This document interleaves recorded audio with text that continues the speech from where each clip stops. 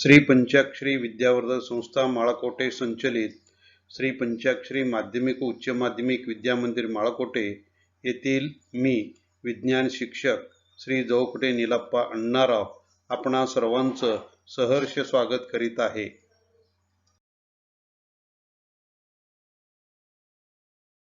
नमस्कार विद्यार्थी मित्रांनो, माननीय शिक्षण संचालक शिक्षण विभाग पुणे यांच्या शाळा बंद पण शिक्षण सुरू या उपक्रमांतर्गत माननीय मुख्य कार्यकारी अधिकारी जिल्हा परिषद सोलापूर तसेच माननीय शिक्षणाधिकारी साहेब माध्यमिक विभाग जिल्हा परिषद सोलापूर यांच्या प्रेरणेने सोलापूर जिल्हा मुख्याध्यापक संघ सोलापूर आणि सोलापूर जिल्हा विज्ञान अध्यापक मंडळ सोलापूर यांच्या सहकार्याने माझ्या प्रशालेचे मुख्याध्यापक माननीय श्री यलगुंडे SV सर यांच्या मार्गदर्शनाने मी श्री नीलप्पा अण्णाराव जवकुटे आता या ठिकाणी इयत्ता 9वीच्या विज्ञान भाग 1 मधील जो प्रकरण 12व आपण चालू केलेलो होतो त्याचा शेवटचा भाग आपण या ठिकाणी आता अभ्यासूया।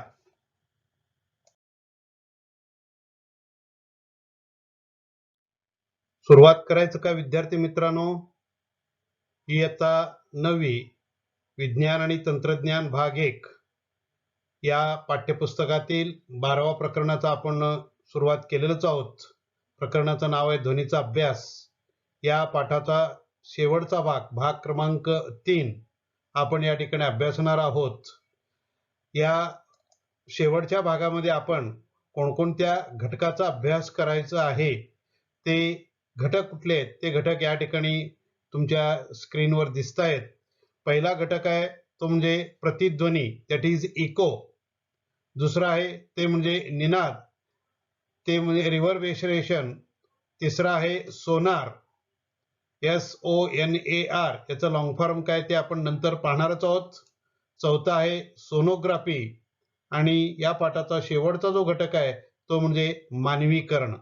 अशा रीतीने आपण विद्यार्थी मित्रांनो या प्रकरण 12व्याचा भाग 3 मध्ये शेवटच्या भागामध्ये आपण या 5 घटकांचा आपण अभ्यास करूया।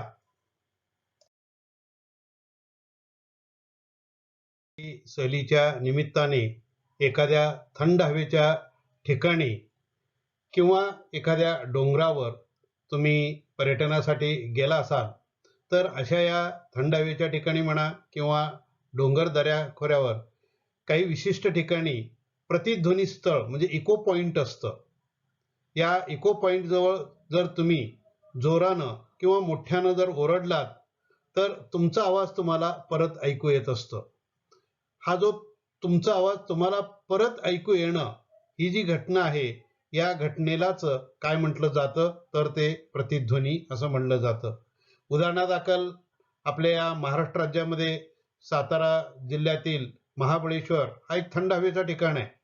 या ठिकाणी तुम्ही कधीतरी सहलीच्या निमित्ताने गेला असाल आणि मजेखातर तुम्ही एखाद्या उंच अशा टेकडीवर उभारून तुम्ही जर ओरडलात तर तुम्हाला अनुभव आला असेल की तुमचं जो काही ओरडणं आहे किंवा तुमचा जो काही आवाज आहे तो आवाज लगेचच तुम्हाला तुमच्या कानी येऊन पडला असेल।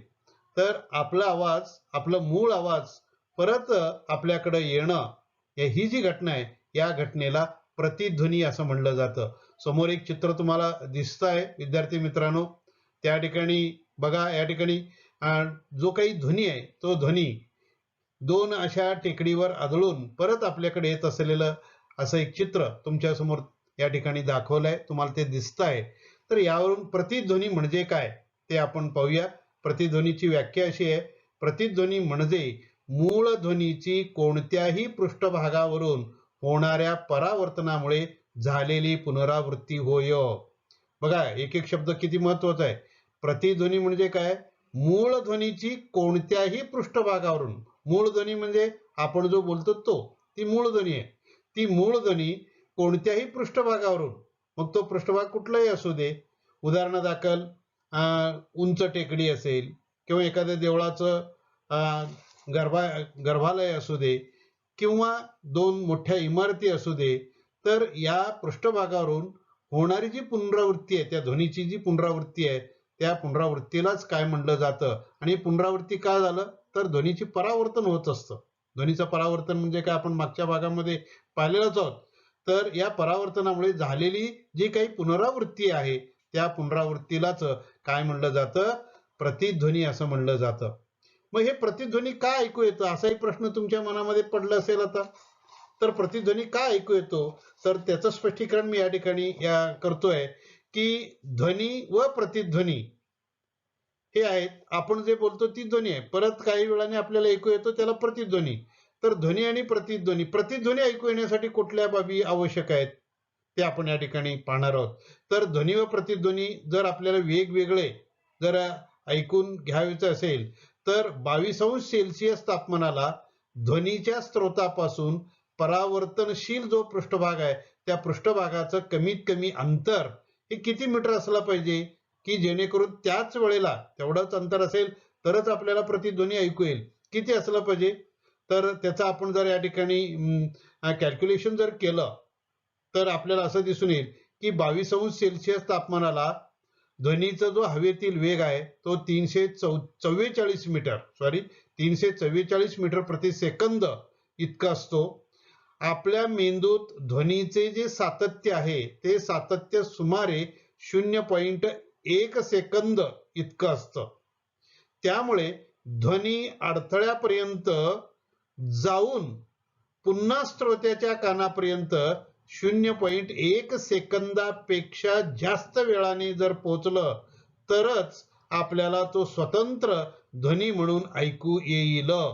आता या ठिकाणी बाजूला एक छोटंसं चित्र दाखवलेलं आहे. तर एका पृष्ठभागासमोर एक व्यक्ती उभा राहिलेला आहे आणि त्या व्यक्तीनं आपला आवाज काढलेला आहे आणि तो आवाज पुढच्या पृष्ठभागावर जाऊन आदळला आणि परत त्याला ऐकू आलेला आहे. तर हे जे अंतर आहे ते अंतर किती असलं पाहिजे आणि त्याला किती वेळ लागतं याचं आपण आत्ताच पाहिलं. तर ध्वनीच्या स्रोतापासून परावर्तनशील पृष्ठभागापर्यंत आणि पुन्हा मागे असे कमीत कमी अंतर आपण खालील सूत्राने आता काढू शकतो. म्हणजे काय, ध्वनीचा स्रोत म्हणजे आपण स्वतः, त्या ध्वनीच्या स्रोतापासून परावर्तनशील जो काही पृष्ठभाग आहे, उदाहरणार्थ एक मोठी इमारत असेल किंवा एखादा टेकडी असेल, डोंगर असेल, तर त्या परावर्तनशील पृष्ठभागापासून तिथपर्यंत आपली ध्वनी जाणे आणि परत आपल्याकडे येणे, पुन्हा मागे येणे, असं जे कमीत कमी अंतर आहे ते कमीत कमी अंतर किती असेल ते आपल्याला या सूत्राने मिळेल. तर आपल्याला अंतराचं सूत्र माहित आहे, अंतर बरोबर वेग गुणिले काल. अंतर बरोबर वेग गुणिले काल. इथं वेग म्हणजे ध्वनीचा वेग. ध्वनीचा वेग आपल्याला माहित, आताच आपण पाहिलं की 22°C तापमानाला ध्वनीचा वेग हा 344 मीटर प्रति सेकंद इतका असतो आणि आपल्या मेंदूमध्ये हा जो ध्वनी आहे ती 0.1 सेकंद इतकं कालावधी टिकत असतं. जर या वेग आणि कालाचं म्हणजे 344 मीटर प्रति सेकंद आणि 0.1 सेकंद यांचा जर आपण गुणाकार केलो तर तो येणारा जो गुणाकार आहे तो 34.4 मीटर इतका आहे. म्हणजे अंतर किती असलं पाहिजे, 34.4. म्हणजे हे अंतर म्हणजे आपलं ध्वनी जाणे आणि परत आपल्याकडे येणे एवढं हे पूर्ण जाणं आणि येणं अंतर हे 34.4 मीटर इतकं असलं पाहिजे. म्हणजे असणारा जो पृष्ठभाग आहे तो पृष्ठभाग त्याच्या निम्म्या इतकं अंतरावर असला पाहिजे. म्हणजे त्यामुळे सुस्पष्ट प्रतिध्वनी ऐकू येण्यासाठी ध्वनीच्या स्रोतापासून अडथळ्यापर्यंतचे कमीत कमी अंतर वरील म्हणजे 34.4 मीटर इतकं अंतर त्याच्या निम्मे म्हणजे 17.2 मीटर इतकं असावं लागतं. वेगवेगळ्या तापमानाला ही अंतरे वेगवेगळी सुद्धा असू शकतात. मित्रांनो, प्रतिध्वनी म्हणजे काय आपण पाहिलं आणि प्रतिध्वनी ऐकू येण्यासाठी कुठल्या बाबी आवश्यक आहेत, कुठल्या अटी आहेत ते आपण पाहिलं. मग असं प्रतिध्वनी ऐकू येण्यासाठी एखादं स्थळ तुम्हाला जर आठवत असेल तर तो स्थळ म्हणजे तुम्ही कधीतरी सहलीच्या निमित्तानं आपल्या जवळचाच एक राज्य आहे तो म्हणजे कर्नाटक राज्य आणि जिल्हा सुद्धा आपल्या एकदम जवळ आहे तो म्हणजे विजयपूर. आता त्याला विजयपूर असं म्हणलं जातं. या विजयपूरमध्ये गोल घुमट आहे. सहलीच्या निमित्तानं तुम्ही तिथं गेला असाल तर विजयपूरच्या या गोल घुमटमध्ये तुम्ही ओरडलात तर तुमचाच आवाज तुम्हाला अनेक वेळेला ऐकू आलं असेल. आता ही रचना काय आहे, कोणत्या कारणामुळे आपल्याला आपला आवाज ध्वनी ऐकू येतो याचा आपण आत्ताच अभ्यास पाहिलं. तर अशा पद्धतीनं एक ऐतिहासिक असं एक स्थळ म्हणजे विजयपूरचा गोल घुमट हे प्रतिध्वनी म्हणून एक चांगलं उदाहरण आपल्याला या ठिकाणी देता येईल.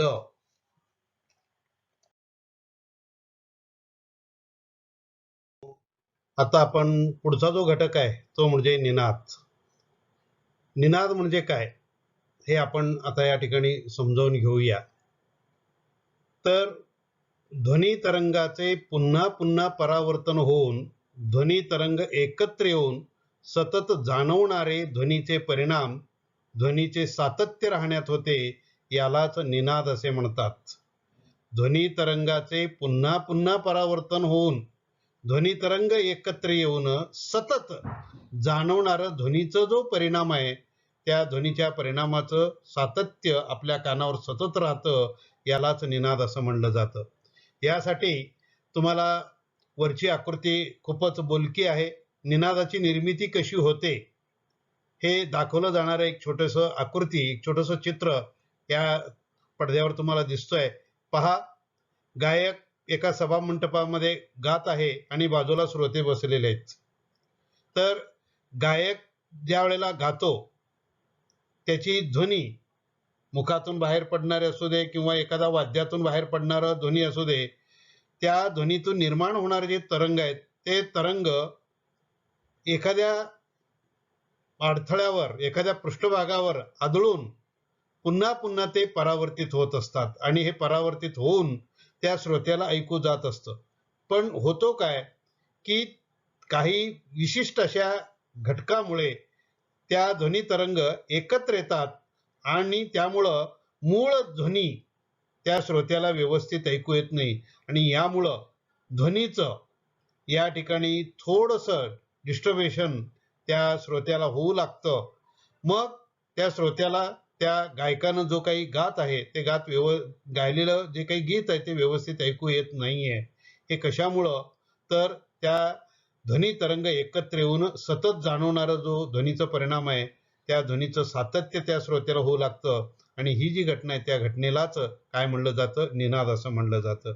याचं थोडंसं मी या ठिकाणी स्पष्टीकरण करतो. पहा, इमारतीचे छत व भिंती यावरून ध्वनी तरंगाचे पुन्हा पुन्हा परावर्तन होऊन ध्वनी तरंग एकत्र येऊन सतत जाणवेल असा ध्वनी तयार होत असतो.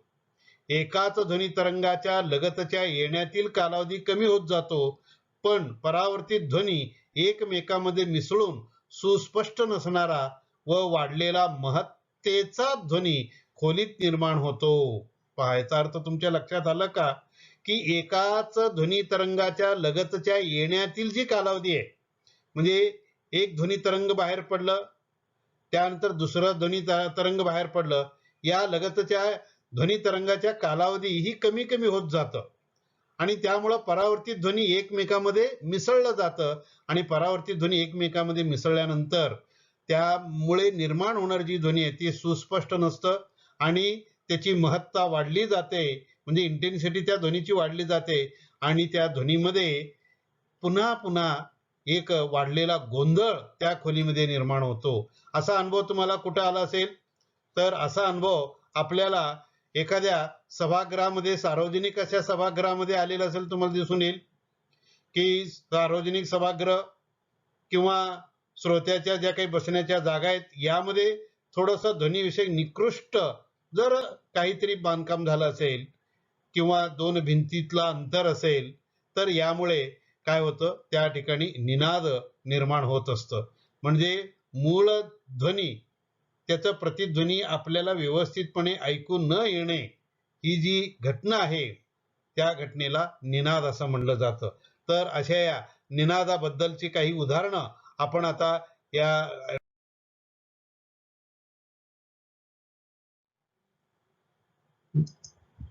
निनाद का निर्माण होतो, निनाद निर्माण होण्याची कारणं काही उदाहरणांशी आपण या ठिकाणी समजावून घेऊया आणि निनाद कमी करण्याचे कुठले उपाय आहेत का तेही आपण या ठिकाणी पाहूया.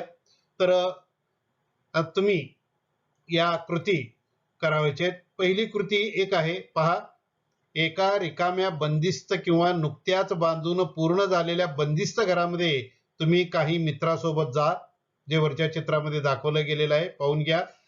घरात प्रवेश केल्यानंतर तुम्ही मित्राशी गप्पा मारा. मित्राशी गप्पा मारत असताना तुम्हाला काय जाणवलं याची नोंद घ्यायचं आहे. मित्रांनो, तुमच्या जवळच एखादं नवीन असं बांधकाम चालू असेल, काही खोल्या तिथून बांधून झाल्या असतील, किंवा एखादं बंदिस्त असं रिकामं घर असेल तर त्या बंदिस्त अशा घरामध्ये तुम्ही तुमच्या मित्रासोबत जावा आणि तिथं थोडंसं मोठ्या आवाजानं तुम्ही एकमेकाशी गप्पा मारा. गप्पा मारत असताना तुम्हाला तिथं नेमकं काय जाणवलं याची प्रचिती मला तुम्ही नंतर सांगायचं आहे. त्यानंतर दुसरं एक उदाहरण आपण या ठिकाणी घेऊया, की पहा, दुसरं एक उदाहरण या ठिकाणी तुम्हाला दिसून येईल, की घरामध्ये दारे खिडक्या बंद करून म्युझिक सिस्टीम तुम्ही चालू करायचंय. म्युझिक सिस्टीमचा आवाज शक्य तितकं मोठं करायचं आणि म्युझिक सिस्टीमचा आवाज शक्य तितकं मोठं केल्यानंतर तुम्हाला काय जाणवतं याची तुम्ही नोंद करायचं आहे. तर या दोन उदाहरणानं, पहिलं म्हणजे बंदिस्त घरामध्ये किंवा नुकत्याच बांधलेल्या घरामध्ये तुम्ही जाऊन आपल्या मित्राशी चर्चा करा, काय जाणवलं ते सांगा. त्यानंतर आपल्याच घराचे दारे खिडक्या बंद करायचं आणि म्युझिक जे काही साऊंड आहेत ते म्युझिक सिस्टीम चालू करून शक्य तितकं मोठा आवाज त्याचा करायचा आहे आणि तुम्हाला काय जाणवलं ते सांगायचं आहे. याच बरोबर तुम्ही कधीतरी एका ठिकाणी रेल्वे प्लॅटफॉर्मवर म्हणा किंवा एसटी स्टँडवर गेला असाल, तिथं अनेक लोक, अनेक वाहनांचा आवाज, रेल्वे गाडीचा आवाज, रेल्वे गाडीच्या शिट्टीचा आवाज तुम्हाला ऐकू आला असेल, तर त्या ठिकाणी गोंधळ का निर्माण होतो याचाही तुम्हाला अनुभव त्या ठिकाणी आला असेल. तर या तिन्ही उदाहरणांचा तुम्ही अनुभव घ्यायचा आहे आणि उद्याच्या तासाला तुम्ही त्याचं आलेलं तुम्हाला अनुभव मला व्यक्त करायचा आहे तुमच्या बोलीभाषेमध्ये. मग हा जो निनाद आहे, हा निनाद आपल्याला कमी करता येतं का? कोणकोणत्या घटकामुळे हा निनाद कमी करता येतो हे आपण पाहूया. पहा, या ठिकाणी मित्रांनो, एक खोली या ठिकाणी तुम्हाला दाखवलं गेलेलं आहे. तर समोरासमोरील त्या दोन भिंतींचं जे अंतर आहे किंवा जमीन आणि छत यामधलं जे अंतर आहे ते किती असलं पाहिजे? तर आताच आपण प्रतिध्वनीच्या वेळेला पाहिलं की 17 मीटर पेक्षा कमी, 17 मीटर पेक्षा कमी त्या ठिकाणी अंतर असलं पाहिजे, तरच आपल्याला निनाद ऐकू येणार नाही. तर 17 मीटर पेक्षा जास्त अंतर जर आपण ठेवलं तर या निनाद होऊ शकतं. त्यामुळं समोरासमोरील भिंती असू दे किंवा जमीन व छत असू दे, यामधलं जे अंतर आहे ते अंतर जर आपण 17 मीटर पेक्षा कमी ठेवलं तर आपलं निनाद हे कमी करता येतं. आणि तसेच आपल्या खोलीमध्ये जमिनीला चटई अंथरणं म्हणा किंवा खिडक्यांना, दरवाज्यांना आपण पडदे लावलो तर त्या पडद्यामुळे किंवा त्या चटईमुळे आपला आवाज हे शोषलं जातं आणि निनाद हे कमी होण्यासाठी मदत होत असतं. तर अशा तऱ्हेने मित्रांनो, तुम्हाला या आता जे काही सांगितलेलं आहे ते निनाद निर्माण का होतं याचा अनुभव तुम्ही करून घ्यायचा आहे. विद्यार्थी विद्यार्थिनींनो, आता आपण अतिशय महत्त्वाच्या अशा घटकाकडं वळणार आहोत आणि तो घटक म्हणजे सोनार. सोनार हे नाव तुम्ही ऐकून असालच. सोनार हे एक शॉर्ट फॉर्म आहे. कशाचं? तर साऊंड नेव्हिगेशन अँड रँगिंग. साऊंड पुढचं एसओ, सो, नेव्हिगेशन पुढचं एन, अँड पुढचं ए आणि रँगिंग पुढचं आर. किंवा साऊंड पुढचं एसओ, नेव्हिगेशन पुढचं एन ए आणि रँगिंग पुढचं आर. अशा पद्धतीनं सोनार हे साऊंड नेव्हिगेशन अँड रँगिंगचं एक शॉर्ट फॉर्म आहे. ही एक पद्धत आहे. ही कुठली पद्धत आहे? तर समुद्राची खोली मोजण्यासाठी किंवा समुद्रातल्या काही अडथळा शोधण्यासाठी एखादं पाणबुडी जहाज बुडलं असेल तर ते किती खोलीपर्यंत बुडलेलं आहे हे अंतर मोजण्यासाठी या सोनार पद्धतीचा वापर केला जातो. तर पाण्याखालील ज्या वस्तू आहेत त्या वस्तूचा अंदाज बांधता यावा, त्या वस्तूंचं शोध घेता यावं यासाठी ही पद्धत वापरली गेलेली आहे. तर अशा या सोनार पद्धतीचं आपण या ठिकाणी विचार करूया। विशेषतः ही सोनार पद्धत समुद्राच्या अथांग अशा पाण्यामध्ये जहाजामध्ये हे काही यंत्र बसवलेले असतात, त्या यंत्रांचा समुच्चय मिळूनच ही सोनार पद्धत बनली गेलेली आहे। तर विद्यार्थ्यांनो, आता मी जे काही तुम्हाला सांगत होतो की सोनार ही नेमकी काय आहे, तर बाजूच्या चित्रामध्ये जर तुम्ही पाहिलात तर तुम्हाला दिसून येईल की समुद्राचं अथांग पाणी आहे आणि त्या पाण्याखाली काही वस्तू असतात। तर या पाण्याखालील वस्तूंचं अंतर, त्यांची दिशा आणि वेग हे सगळं श्रव्यातीत ध्वनी तरंगाचा उपयोग करून ही जी पद्धत आहे, सोनार नावाची जी पद्धत आहे, ती पद्धत मोजली जाते। नेमकं या सोनार पद्धतीमध्ये, या यंत्रामध्ये एक यंत्र आहे, जहाजामध्ये बसवलेले यंत्र आहे। तर या यंत्रामध्ये नेमकं काय असतं, तर अतिशय दोन महत्त्वाचे घटक आहेत या यंत्रामध्ये। एक आहे प्रक्षेपक, दुसरा आहे शोधक। सोनारमध्ये प्रक्षेपक आणि शोधक ही दोन यंत्र बसवलेले असतात, ते जहाजावर किंवा बोटीवर बसवलेले असतात। आता प्रक्षेपक म्हणजे नेमकं काय, प्रक्षेपकाचं कार्य काय, तर तुम्हाला खालच्या बाजूला, खालच्या शेवटच्या चित्रामध्ये तुम्हाला दिसून येईल की प्रक्षेपक यंत्र म्हणजे नेमकं काय, की ज्या यंत्रातून ध्वनी लहरी या समुद्राच्या पाण्यातून सोडलं जातात। म्हणजे ध्वनी लहरी सोडण्याची जी काही क्रिया आहे ती हे प्रक्षेपक यंत्र करत असतं। तर ग्राहक यंत्र काय करतं, तर हा ग्राहक यंत्र प्रक्षेपकातून सोडलेले ज्या काही ध्वनी तरंग आहेत, ते ध्वनी तरंग एखाद्या समुद्राच्या खाली जो अडथळा, त्या अडथळ्यावर आदळतात आणि ध्वनीच्या परावर्तनानुसार परत ते परावर्तित होत असतात। परत ती ध्वनी त्या पाण्यातून वरच्या दिशेनं परावर्तित होत असतात।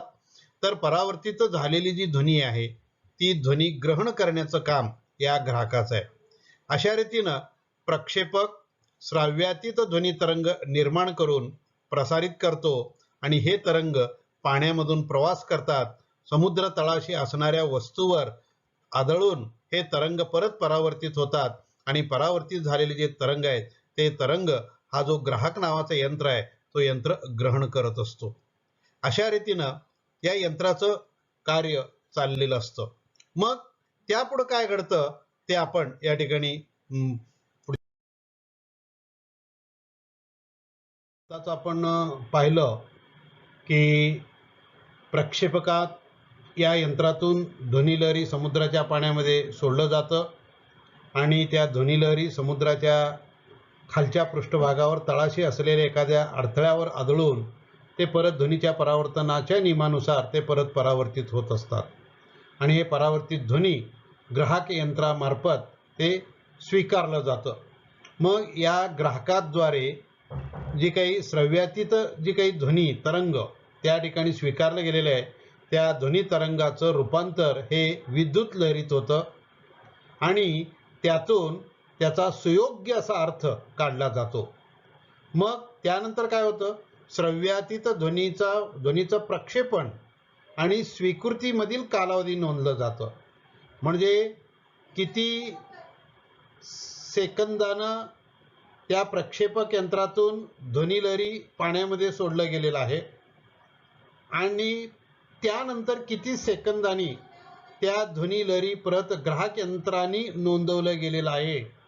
सोडलेल्या वेळेपासून ते परत नोंदवलेल्या वेळेपर्यंतची जी कालावधी आहे ती कालावधी नोंदवलं जातं। मग ध्वनीचा पाण्यातील वेग आपल्याला माहित आहे, ध्वनीचा पाण्यातील वेग जाणून घेऊन व ही जी काही कालावधी आहे, सोडलेली कालावधी आणि परत नोंदवलेली कालावधी, या ज्या दोन गोष्टी आहेत त्या गोष्टी विचारात घेऊन मग ज्या वस्तूपासून ध्वनी तरंगाचं परावर्तन झालेलं आहे त्या वस्तूचं त्या जहाजापासून किती अंतरावर आहे ते अंतर काढलं जातं, मोजलं जातं। एक उदाहरण घेऊन आपण समजावून घेऊया। समजा ध्वनीचा पाण्यातील वेग हा v इतका असेल आणि जहाजापासून समुद्र तळाचं अंतर d हे v × t, v म्हणजे ध्वनीचा वेग आणि t म्हणजे कालावधी, हे या सूत्रावरून आपल्याला डी म्हणजे अंतर काढता येतं. म्हणजे समुद्राची खोली डी हे या ठिकाणी तुम्ही लक्षात घ्यायचं आहे. म्हणजे अशा रीतीनं डी बरोबर म्हणजे अंतर बरोबर ध्वनीचा वेग गुणिले काल या सूत्राचा वापर करून आपल्याला समुद्राची खोली, समुद्राच्या पाण्याचं किती खोलीचं अंतर आहे ते या ठिकाणी काढता येतं. अशा रीतीनं सोनार या तंत्राचा वापर करून आपल्याला समुद्राची खोली मोजता येतं. मग या सोनार तंत्राचा काय उपयोग आहे का? तर या ठिकाणी आपल्याला माहिती आहे की सोनार तंत्राचा उपयोग आपण या ठिकाणी पाहूया. आत्ताच आपण पाहिलं ते म्हणजे पहिलं उपयोग ते होणार म्हणजे समुद्राची खोली आपल्याला यावरून काढता येतं, मोजता येतं. दुसरं आहे पाण्याखालच्या ज्या टेकड्या आहेत किंवा दऱ्या आहेत, पाणबुड्या, हिमनग म्हणा किंवा बुडालेली जहाजे इत्यादी शोधण्यासाठी सुद्धा या सोनारचा उपयोग केला जातो. अशा रीतीनं आपण या ठिकाणी सोनार तंत्र नेमकं काय आहे, त्याचं कार्यपद्धती काय आहे, त्याचा उपयोग काय या गोष्टीचा आपण या ठिकाणी विद्यार्थी मित्रांनो, या पाठाचा पुढचा जो चौथा घटक आहे तो म्हणजे सोनोग्राफी. सोनोग्राफी म्हणजे नेमकं काय ते आपण या ठिकाणी आता समजावून घेऊया. मित्रांनो, बाजूला तुम्हाला एक यंत्र दिसतंय, एक मशीन दिसतोय. हे यंत्र, हे मशीन तुम्ही पाहिलेलं असालच. कधीतरी तुमच्यासाठी म्हणा किंवा तुमच्या आई वडिलांसाठी म्हणा किंवा आजी आजोबासाठी तुम्हाला हॉस्पिटलमध्ये, दवाखान्यामध्ये जाण्याचा योग आला असेलच. काही शारीरिक व्याधीमुळं आपण हॉस्पिटलमध्ये जातो. तिथं गेल्यानंतर तुम्हाला तुमच्या समोर दिसलेलं हे यंत्र, मशीन तुम्ही पाहिलेलं असाल. तर या यंत्राला, या मशीनला सोनोग्राफीचं मशीन असं म्हटलं जातं. तर या सोनोग्राफी या कार्यपद्धतीबद्दल आपण या ठिकाणी आता माहिती घेणार आहोत. सोनोग्राफी नेमकं काय कार्यपद्धती करते ते आपण या ठिकाणी समजावून घेऊया. तर या सोनोग्राफी तंत्रज्ञानामध्ये श्रव्यातीत ध्वनी तरंगाचा उपयोग केलेला असतो आणि या श्रव्यातीत ध्वनी तरंगाचा उपयोग करून शरीरांतर्गत भागाच्या चित्र निर्मितीमध्ये केलं जातं. म्हणजे अल्ट्रासाऊंडचा वापर करून या आपल्या शरीरामध्ये ज्या काही विशिष्ट अवयव आहेत, इंद्रिय आहेत, त्यांची चित्र निर्मिती केली जाते. म्हणजे काय नेमकं की या यंत्राद्वारे, याच्या साहाय्याने आपल्या शरीरातील एखाद्या अवयवाला सूज आला असेल किंवा जंतू संसर्ग झाला असेल, उदाहरणार्थ फुफ्फुसाला सूज आलंय का, लहान आतड्याला सूज आलंय का, किंवा त्या अवयवांना सूज आलेला आहे का, काही वेदना आपल्याला होत असतात. या वेदनांचं कारणाचं शोध घेण्यासाठी या सोनोग्राफी या मशीनचा वापर केला जातो. त्यानंतर आपल्याला माहिती आहे की हृदयविकाराच्या झटक्यानंतर हृदयाची काय अवस्था झालेली आहे, हृदय कुठल्या अवस्थेत आहे, त्यातल्या कुठल्या रक्तवाहिन्या या ठिकाणी बंदिस्त झालेल्या आहेत हे पाहण्यासाठी, तसेच गरोदर स्त्रीच्या गर्भाशयामध्ये गर्भाची होणारी जी वाढ आहे ती वाढ पाहण्यासाठी या तंत्राचा वापर केला जातो. तुमच्या समोर काही चित्र दाखवण्याचा प्रयत्न मी केलेला आहे. तर सोनोग्राफीच्या सहाय्याने काय केलं जातं या ठिकाणी आहे. समजा आपल्याला पोटामध्ये काही त्रास होत असेल, वेदना होत असेल, तर या सोनोग्राफी तंत्राचा वापर करून अशा पद्धतीचं एक ग्राफिकल छायाचित्र त्या ठिकाणी काढलं जातं. किंवा छातीमध्ये, फुफ्फुसामध्ये काही दोष झाला आहे का, जंतुसंसर्ग झालेला आहे का, हे पाहण्यासाठी या यंत्राचा वापर केला जातो. तर शेवटी या आलेख पद्धतीच्या साहाय्याने आपल्या शरीरामधील वेगवेगळ्या अवयवांचं हे चित्रण या आलेख पद्धतीनं केलं जातं. मग ही नेमकी काय कार्यपद्धती आहे ते आपण या ठिकाणी आपण या सोनोग्राफी या यंत्राच्या साहाय्याने नेमकं हे यंत्र कोणत्या पद्धतीनं कार्य करतं ती कार्यपद्धती आपण या ठिकाणी अभ्यासूया. या सोनोग्राफी तंत्रज्ञानामध्ये एक छोटी शोधणी म्हणजे प्रोब असतं, जे तुम्हाला आता या छायाचित्रामध्ये या चित्रामध्ये दिसतंय. ही आहे शोधणी. आणि एक विशिष्ट प्रकारचं द्रव यासाठी सुद्धा वापरलं जातं. शोधणी आणि त्वचा यांच्यातील संपर्क योग्य प्रकारे व्हावं व श्रव्यातील ध्वनी पूर्ण क्षमतेने वापरला जावा यासाठी हा द्रव वापरला जातो. कधीतरी तुमच्यावर हा प्रसंग आला असेल, तुम्ही त्या ठिकाणी गेल्यानंतर तिथले जे काही नर्स आहेत, सिस्टर्स आहेत, ते तुम्हाला तुमच्या समजा बरगड्यामध्ये छातीमध्ये कुठं दुखत असेल तर त्याची सोनोग्राफी काढण्यासाठी सुरुवातीला तुमच्या त्या छातीच्या त्वचेवर एक विशिष्ट असा प्रकारचा चिकटचा असा द्रव त्या ठिकाणी पसरवलं जातं आणि त्याच्यावर या चित्रामध्ये दाखवल्याप्रमाणे शोधणी या यंत्राचा वापर केला जातो. आता ते चिकट द्रव का वापरला गेलेला आहे, तर ही जी शोधणी आणि त्वचा आहे यांच्यातील जो काही संपर्क आहे तो संपर्क योग्य प्रकारे व्हावं आणि श्रव्यातील जी ध्वनी आहे ती पूर्ण क्षमतेनं वापरलं जावं यासाठी हा द्रव वापरला जातो. मग परीक्षण करायच्या भागावरील त्वचेवर द्रव लावून शोधणीच्या साहाय्याने उच्च वारंवारतेचा जो ध्वनी आहे ते द्रवामधून शरीरामध्ये सोडला जातो. शरीरातील अंतर्गत भागातून परावर्तित झालेला ध्वनी पुन्हा शोधणीच्या साहाय्याने एकत्रित केलं जातं व या परावर्तित ध्वनीच्या साहाय्याने संगणक शरीरांतर्गत भागाचे चित्र तयार करतो. हे तंत्रज्ञान जे आहे ते तंत्रज्ञान वेदना विरहित असल्याने अचूक निदानासाठी या तंत्रज्ञानाचा उपयोग हा वैद्यकशास्त्रामध्ये आता सध्या वाढत आहे. म्हणजे या शोधणीतूनच अल्ट्रासाऊंड आपल्या शरीरामध्ये सोडलं जातं. मग ज्या भागाचं आपल्याला डॉक्टरांना अभ्यास करायचा आहे त्या भागापर्यंत त्या अल्ट्रासाऊंड जाऊन पोहोचतात आणि तिथून पुन्हा त्या ध्वनी या परावर्तित होत असतात आणि परावर्तित झालेली जी ध्वनी आहे ती ध्वनी या शोधणीच्या साहाय्याने एकत्रित केलं जातो आणि अशा रीतीने परावर्तित ध्वनीच्या साहाय्यानं संगणकामध्ये कॉम्प्युटरमध्ये या शरीरांतर्गत भागाचं चित्र एक आलेख त्या ठिकाणी तयार होत असतो. अशा रीतीनं हे जे तंत्रज्ञान आहे ते तंत्रज्ञान सोनोग्राफी हे जे तंत्रज्ञान आहे ते वेदना विरहित असल्याने अचूक निदानासाठी या तंत्रज्ञानाचा उपयोग हा आता सध्या वैद्यकशास्त्रामध्ये वाढत चाललेलं आहे. विद्यार्थी मित्रांनो, आताच आपण सोनोग्राफी तंत्रज्ञानाचं वैद्यकीय उपयोग आपण अभ्यासलेला आहोत. एक चांगल्या कार्यासाठी या सोनोग्राफीचा वापर केला जातो, पण कधी कधी या सोनोग्राफी तंत्रज्ञानाचा वापर हे विघातक गोष्टीसाठी सुद्धा केलं जातं. आपल्याला माहित आहे सध्या आता बेटी बचाओ हे उपक्रम संपूर्ण देशभर आता राबवलं जात आहे. का बेटी बचाओ? का Beti Bachao Beti Padhao save the girl child अशा प्रकारची यंत्रणा अशा प्रकारचा उपक्रम सध्या देशभर राबवला जात आहे.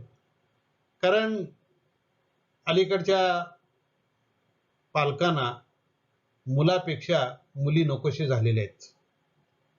त्यामुळं गर्भात असतानाच गर्भ हा मुलगा आहे का मुलगी आहे हे पाहिलं जातं आणि जर मुलगी असेल तर त्या गर्भाचं त्याच ठिकाणी विल्हेवाट केलं जातं. हे सोनोग्राफीमुळे शक्य नाही असं नाही आहे. आणि यामुळं गर्भातच मुलींची हत्या होत असल्यामुळं स्त्री भ्रूण हत्या होत असल्यामुळं या सोनोग्राफी पद्धतीचा जो काही विघातक जे काही कृती आहे त्याच्यावर आता बंधनं घातली गेलेली आहेत. विज्ञानाच्या माध्यमातून तंत्रज्ञानाचा झालेला जो विकास आहे मानवाच्या प्रगतीसाठी कारणीभूत ठरला जातो, पण तरी सुद्धा या तंत्रज्ञानाचा गैरवापराचे अनेक दुष्परिणामही या मानवी जीवनावर झालेले आहेत.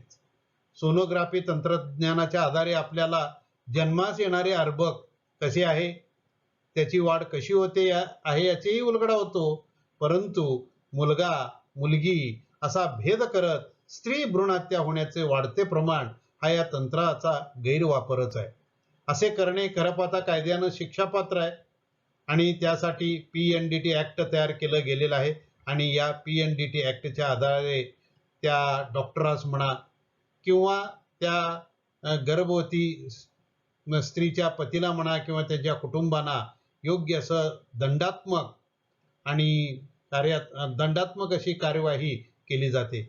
म्हणून हे होऊ नये म्हणून आता सध्या बेटी बचाओ बेटी पढाओ हा उपक्रम राबवला जातो. Save the girl child. आपल्याला माहित आहे, आता तुम्हाला छायाचित्रामध्ये दिसत आहेत, या सगळ्या स्त्रियाच आहेत, मोठमोठ्या हुद्द्यावर काम करणाऱ्या स्त्रिया आहेत. मग आपल्याला माहित आहे की मदर तेरेसा असो, सावित्रीबाई फुले असो, आपल्या राष्ट्रमाता माजी पंतप्रधान इंदिरा गांधी असो किंवा आपल्या राष्ट्रपती प्रतिभाताई पाटील, या सगळ्या या स्त्रियाच आहेत. कल्पना चावला असेल, सुनीता विल्यम्स असेल, पी.टी. उषा असेल, याही मोठ्या कार्य केलेल्या या स्त्रियाच आहेत. तर स्त्री भ्रूण हत्या आपल्याला करायचं नाहीये. स्त्री हे आपल्या या जीवनाचं आभूषण आहे, यासाठी, कारण स्त्रिया खूप मोठ्या हुद्द्यावर सुद्धा काम करू शकतात. हे तुमच्या समोर असलेल्या या अनेक स्त्रियांच्या उदाहरणावर लक्षात येत असेल. म्हणून यापुढे आपण जागरूक होऊया. म्हणजे स्त्री भ्रूण हत्या न करता आपल्याला स्त्री भ्रूण हे बचाव करायचा आहे. म्हणजेच Beti Bachao save the girl child हे सार्थक होईल. तर अशा पद्धतीनं स्त्री भ्रूण हत्या थांबवलं पाहिजे. मित्रांनो, पाठाचा शेवटचा भाग मानवी कर्ण, ह्युमन इयर. आता या भागामध्ये ध्वनीच्या अभ्यासामध्ये मानवी कर्णाचं म्हणजे मानवी कानाचं का अभ्यास केला गेलेला आहे. साहजिकच आपल्याला माहित आहे, आपण ध्वनी या कानानेच ऐकत असतो. मग ज्या इंद्रियामार्फत आपण ध्वनी ऐकतो त्या इंद्रियाची माहिती असणं गरजेचं आहे. म्हणून मानवी कर्णाबाबत, ह्युमन इयर बाबत आपण या ठिकाणी माहिती घेऊया. मित्रांनो, तुमच्या समोर ॲनिमेशन केलेले एक मानवी कर्णाच्या अंतररचनेची आकृती आहे आणि पुस्तकातलं एक मानवी कर्णाच्या रचनेची आकृती आहे. तर मानवी कर्ण, मानवी कान कुठल्या रचनेचा आहे ते दाखवणाऱ्या या दोन आकृती आहेत. बारकाईने जर निरीक्षण केलात तर तुम्हाला बरेचसे कानामधले सूक्ष्म भाग हे दिसून येत असतात. आपण या ठिकाणी जर पाहिलं तर तुम्हाला दिसून येईल 3 हाडांची साखळी, अर्धवर्तुळाकृती नलिका, स्टेप्स, कर्णशंकू, ग्रसनी कर्ण नलिका, विशेषतः कानाचा पडदा, या गोष्टी किंवा हे घटक या कानामध्ये आहेत हे तुम्हाला या चित्रावरून लक्षात येईल. तर अशा या मानवी कर्णाबद्दल आपण या ठिकाणी थोडंसं माहिती घेऊया आणि मानवी कर्णाचं वर्णन आणि त्याचं कार्य या ठिकाणी समजावून घेऊया. तर मित्रांनो, मानवी कान हे मानवाचं महत्त्वाचं इंद्रिय आहे. तुम्हाला माहित आहे, आपल्या शरीरामध्ये 5 ज्ञानेंद्रिय आहेत. उदाहरणार्थ डोळे, कान, नाक, जीभ आणि त्वचा. या 5 इंद्रियापैकी कान हे एक महत्त्वाचं इंद्रिय आहे. त्यानंतर या कानानेच आपण ध्वनी ऐकू शकतो. कान जर बहिरे असतील तर आपल्याला किती सुमधुर जरी गीत गायलं असलं, किती जोरानं ओरडलं तरी सुद्धा आपल्याला ऐकू येऊ शकत नाही. म्हणजे कानानं आपण ध्वनी ऐकतो. तर ज्या वस्तूकडून या ध्वनी तरंग येत असतात ते ध्वनी तरंग कानावर पडल्यानं कानामध्ये हा जो पडदा आहे तो पडदा कंप पाहू लागतो. ध्वनी लहरी या कानातून आत जातात आणि एक पातळ असा पडदा त्या कानाच्या आतल्या बाजूला असतं. त्या पडद्यावर ते ध्वनी लहरी जाऊन आदळतात आणि हा पडदा कंपित होत असतो. मग त्या कंपनाचं विद्युत लहरीमध्ये रूपांतरित होत असतात आणि या ध्वनी विद्युत लहरी श्रवण विषयक मज्जातंतूद्वारे मेंदूकडे प्रवास करत असतात. अशा रीतीनं कान हे एखादा ध्वनी मेंदूपर्यंत कसं पोहोचवलं जातं हे आपण या ठिकाणी पाहिलं. मग या कानाची रचना नेमकी कशी आहे ते आपण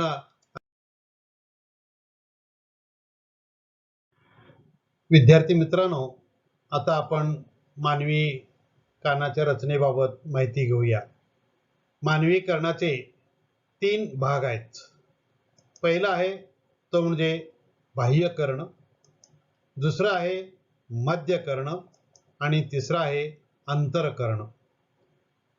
तुम्हाला या ठिकाणी या स्लाइडवर मानवी कानाच्या अंतररचनेची आकृती दाखवलं गेलेलं आहे आणि त्या कानाचे 3 भाग केलेले आहेत. बाह्य कर्ण आहे, मध्यभागचा जो मध्य कर्ण आहे आणि एकदम इकडच्या बाजूला जो आहे तो अंतरकर्ण आहे. तर अशा रीतीनं मानवी कर्णाचे हे 3 भाग आहेत. तर या तिन्ही भागाबाबत आपण क्रमशः या ठिकाणी माहिती घेऊया. पहिल्यांदा बाह्य कर्ण. बाह्य कर्ण हा मानवी कर्णाचा बाह्य भाग आहे. तो बाह्य भाग ध्वनी तरंग एकत्र करून कर्णनलिकेतून मध्यकर्ण पोकळीत पोहोचवतो. झडपेसारखी रचना असलेल्या पाळीमुळे कानावर पडणारे आवाज नरसाळ्यातून बाहेर पडावे तसे मध्यकर्णापर्यंत पोहोचवलं जातं. खालच्या बाजूला 2 चित्र आहेत.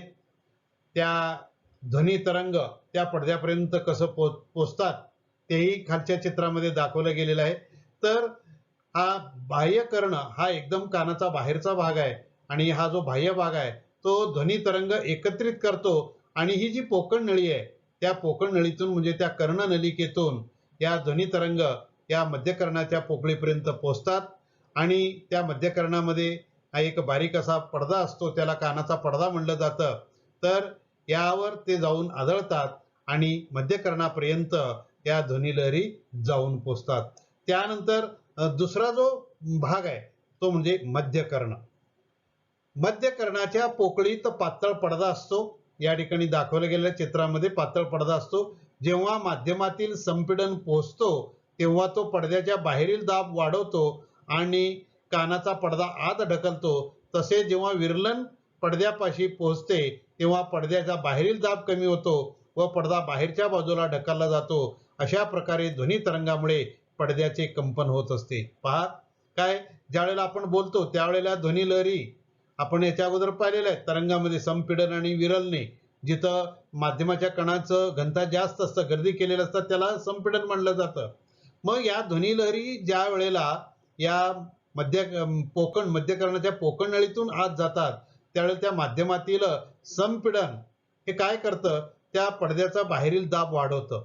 बाहेरील दाब वाढल्यामुळे काय होतं, कानाचा पडदा आत ढकलला जातो. दाबामुळे कानाचा पडदा आत ढकलला जातो आणि त्या संपीडनाच्या पाठीमागे ज्या वेळेला विरलन येतात त्यावेळेला विरलन आलं म्हणजे कणांचा माध्यमातील कणांचा दाब कमी झालं तर काय होतो, पडद्याच्या बाहेरील दाब कमी होतो आणि पडदा बाहेरच्या बाजूला ढकलला जातो. अशा रीतीने संपीडन आल्यानंतर पडदा आत ढकलणं जाणं आणि विरलन आल्यानंतर पडदा परत बाहेरच्या बाजूला ढकलणं जाणं, अशा रीतीनं या हवेच्या दाब कमी जास्त झाल्यामुळं तो पडदा सारखा कंप पावत असतो आणि अशा रीतीनं या मध्यकर्णामध्ये ध्वनी तरंगामुळे त्या पडद्याचं सारखं कंपन होत असतं. मग त्यानंतर तिसरा जो भाग आहे तो म्हणजे अंतरकर्ण. तर ध्वनिविषयक मज्जातंतूचा भाग अंतरकर्णाला मेंदूशी जोडलेला असतो. अंतरकर्णात गोगलगाईच्या शंखाप्रमाणे चक्राकार पोकळी असते, त्याला कर्णावर्त म्हणतात. कर्णावर्तामध्ये कानाच्या पडद्यापासून आलेली कंपनी स्वीकारली जाऊन ती मज्जातंतूद्वारे विद्युत संकेताच्या स्वरूपात मेंदूकडे पाठविली जातात व नंतर मेंदूत त्या संकेताचे विश्लेषण होते. मग या ध्वनिलहरी पडद्यापर्यंत येऊन पोहोचलेल्या, पडदा कंप पावत असतो. मग काय, मग त्या अंतरकर्णामध्ये गोगलगाईच्या शंखाप्रमाणे एक चक्राकार पोकळी असते.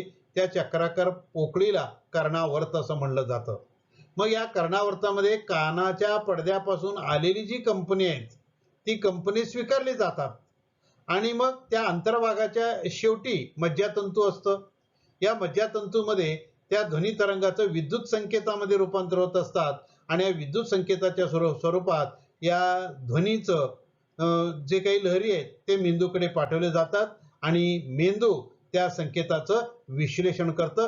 अशा रीतीनं कानामार्फत ध्वनिलहरी आत मेंदूपर्यंत जाऊन पोहोचलं जातं आणि मेंदूच्या विश्लेषणानं एखादा ध्वनीचं ज्ञान आपल्याला होत असतं. अशा पद्धतीनं मानवी कर्ण हे कार्य करत असतं.